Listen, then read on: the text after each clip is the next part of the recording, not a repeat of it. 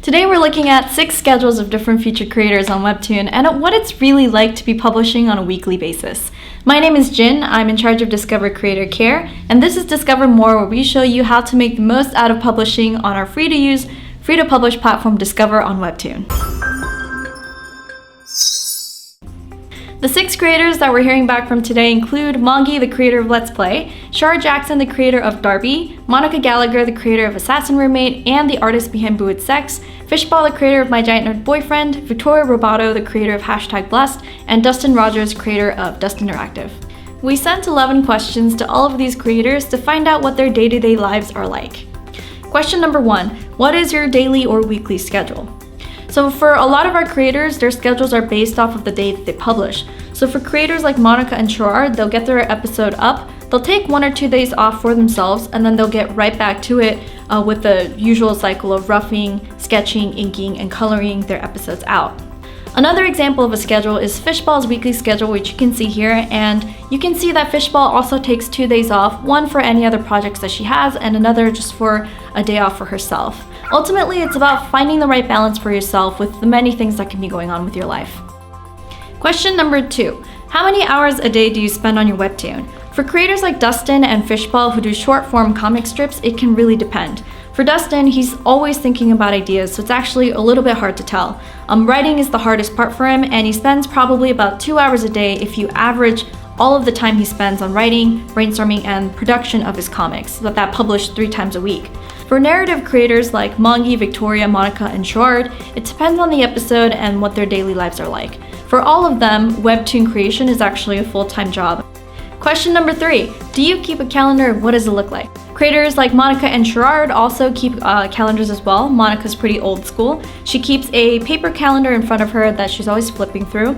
And Sherard actually keeps calendars physically on a whiteboard and online as well to keep track of everything and improve his workflow. Question number 4, how do you balance a second job, a freelance job, or other aspects of your life? For creators like Dustin, he's actually found it really hard to balance his work, family, and love life. One thing he had to teach himself is that it's okay for a comic to be less than what he would consider perfect. That's actually a consistent thread that I see with a lot of creators. It's to find a balance between the quality of the work that you're doing, but also getting it done and having a semblance of balance to your life. Question number 5. What tools helped you keep a better schedule? A creator like Fishball keeps lists on a notepad where she tracks her to-do list, and just the action of being able to check something off is actually very satisfying for her.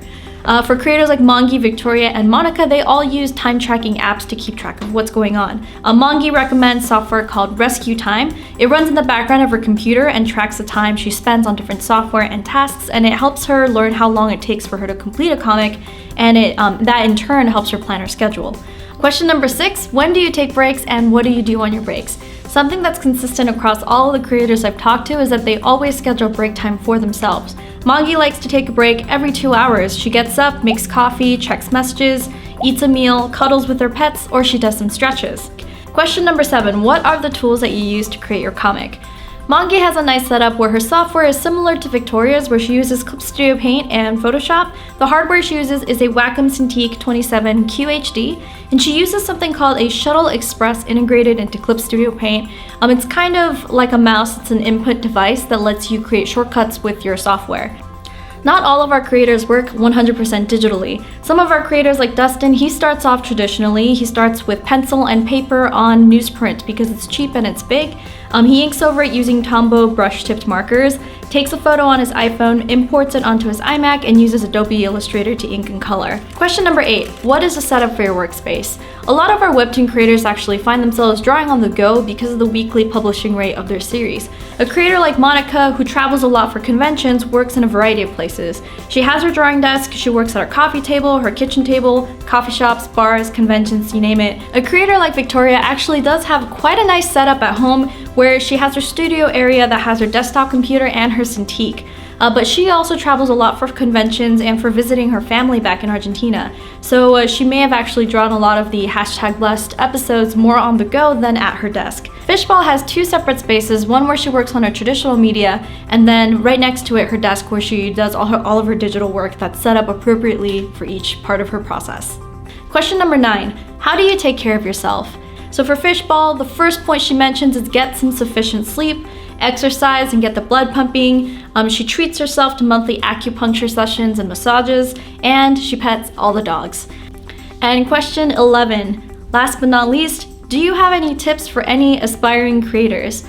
Victoria says, I started out drawing comics and posting them online, learning through practice how to get things done.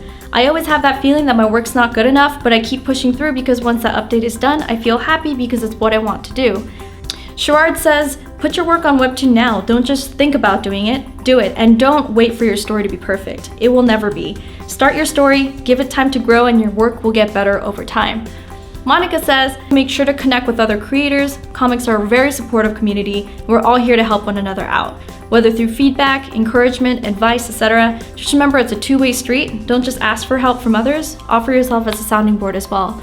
And that's the end of our 11 questions. Some of the takeaways is to be consistent, get your work out there, don't be too hung up about the details, and to take care of yourself and take breaks.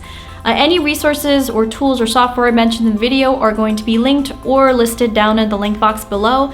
Like and subscribe the video. Make sure you hit the bell to get any notifications when the next one comes up. Let us know what other featured creators you want to hear from down in the comments. And this is Discover More, where we show you how to monetize your comic, grow your audience, and refine your craft. Thank you, and see you next time.